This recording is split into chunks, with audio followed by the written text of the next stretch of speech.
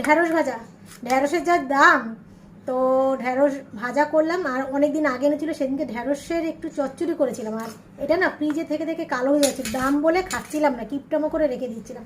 তো যাই হোক, পেঁয়াজ দিয়ে আলু দিইনি, পেঁয়াজ দিয়ে ঢ্যাঁড়স ভাজা করেছি। আর কিছুই করিনি, তোমাদের দাদা বাড়ি নেই না, ইচ্ছা করে না গো রান্না করতে।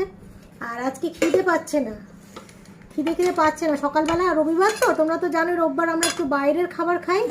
তো করেছি হচ্ছে চিকেন, বাইরের খাবার খাই, বাইরের ওই যে পরোটা খাই, সেই পরোটা খাই বলে ওই জন্য খিদে পাচ্ছে না।